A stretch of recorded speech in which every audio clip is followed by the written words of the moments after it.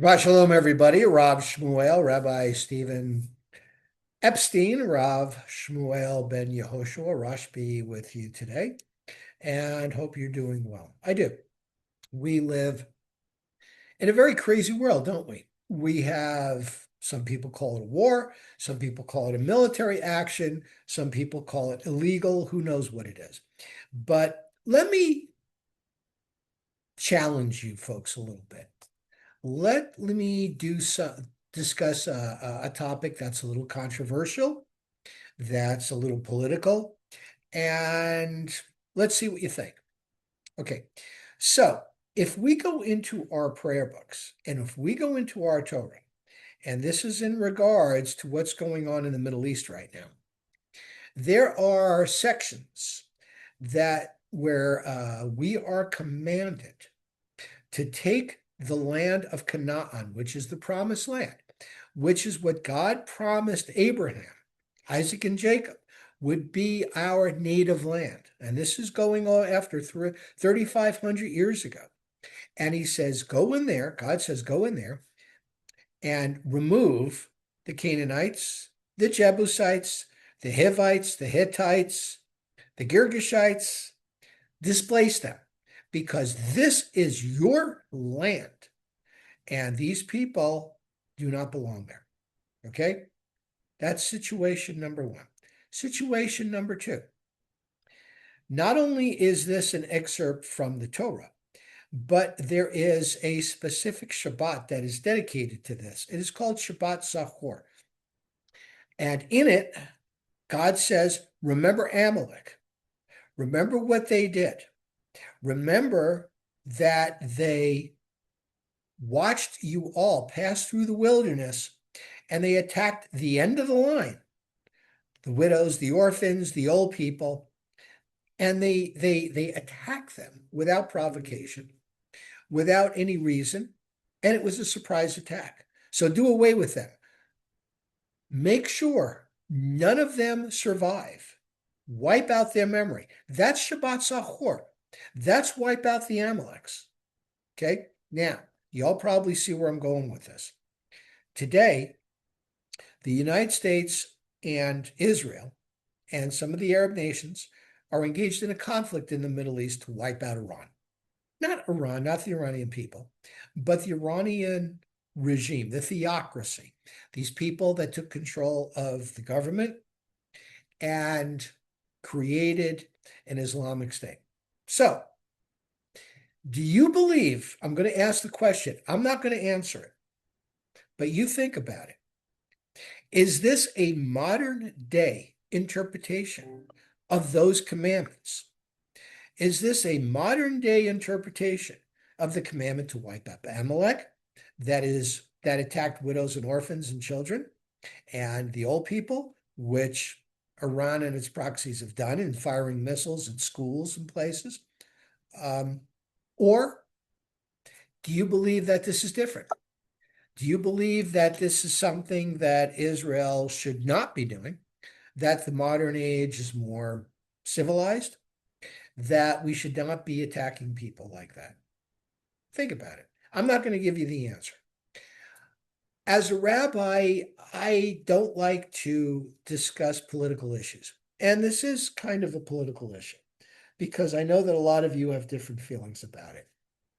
I respect the feelings, I do, because I know that you've all given it a lot of thought, and I'm going to encourage that.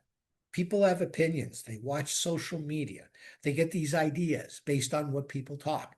And who knows what the qualifications of these peoples are? Are they older? Have they seen different things like me? I'm pretty old, let's face it. I've seen a lot in my life. I've lived that long. Some people haven't. They believe they're experts. So, but the point is, folks, think for yourself. And that's why I'm posing the question. Think for yourself. Look at the facts. Decide what you believe, what you can live with, because that's what Judaism is about, and that's what Torah is about.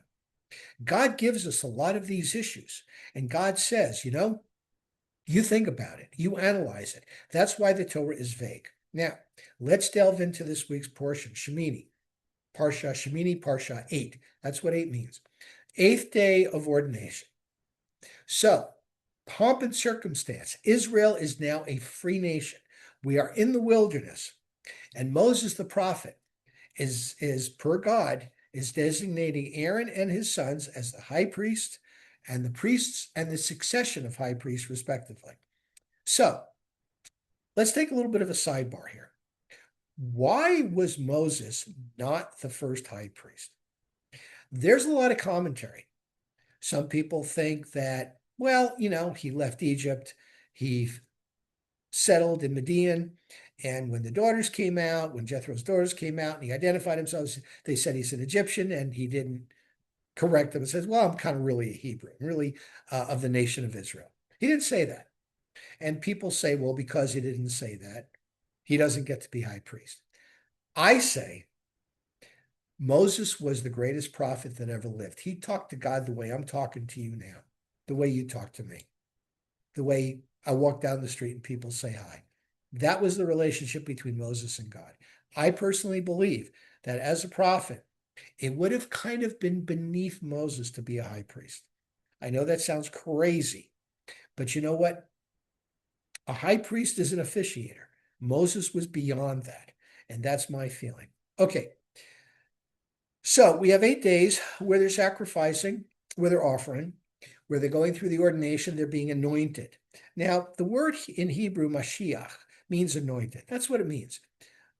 I'm anointed. That's how I became a rabbi. I was anointed. I went to a seminary. I studied on my own for a year. I did 2 years and 10 months. I did a lot of studying. I went to New York for a week of intensive learning. And at the end of it, I got ordained. Oil here, oil there. And I am ordained a rabbi, which is what the high priest did. They were ordained that way. And the word Mashiach means the anointed one. So I know some of you have different opinions about it. That's okay. We all have different opinions. That's what makes life, variety. So the high priest is anointed as the high priest, which is Aaron. His sons, Nadab, Abihu, Eleazar, and Ithamar, are ordained as Aaron's sons in succession to be the high priest. Okay. Nadab and Abihu, Aaron's two oldest sons, go into the Mishkan, the Holy of Holies, the inner sanctum that is only supposed to be entered one time a year during Yom Kippur. They took an incense mixture that was not what God commanded. They went in there and they were zapped, lack of a better word, and now they're dead. They defiled the Kodesh Kodashim. There's different opinions as to why that happened. Some people say, well, they were Aaron's sons. Of course, they were righteous. They were religious. They believed in it. They just had it in their heart to go in there, and they wanted to show their appreciation and love for God. And God just took them to heaven because that's what God wanted them with him. Some people say, wait a minute. Why does it say right after those two are zapped? And that's probably a good word because their bodies were untouched. The bolt of lightning came out and they're dead. Bodies are intact, but these two are dead. It says right after that incident, tell the priest, don't officiate after you've had wine. Don't officiate when you're drunk, or shachar, which is drink, or shikert, as the popular phrase has become. So they went in there. It's presumed that they went in there drunk. They were carousing around, and it was disrespectful. So how do you reconcile these two? Some of our sages say, well, they were real righteous people. They were Aaron's sons. Of course they were righteous. And they just was so loved that God just wanted them and wanted them with him in heaven. Other people say, are you kidding me? In the Hertz Chumash, Rabbi Hertz, and that's the Art Scroll version. The Hertz Chumash, Rabbi Hertz says, they were drunk. They couldn't wait for Aaron and Moses to die so they could take over. And they were in there just being disrespectful. Again, you decide. You think about it. Because as per the Talmud, the oral law, which is an interpretation of a lot of interpretation and discussion of what goes on in the Torah, a lot of people don't don't agree. 95% of the topics that are discussed, let the matter stand unresolved. It's the way it is. That's Talmud. That's Jews. We disagree on things. You have your conservative, you have your liberal, you have people that feel this way, people that feel that way. How do you reconcile it? The answer is you don't. That's why we have minchag, different traditions. That's why Sephardic do things one way, Ashkenazis or Sephardics are like the Spanish, the Eastern, the Ashkenazics, the Western. We do things a little differently, and it's okay as long as we stay true to Torah. Because remember, in Judaism, there's one Torah.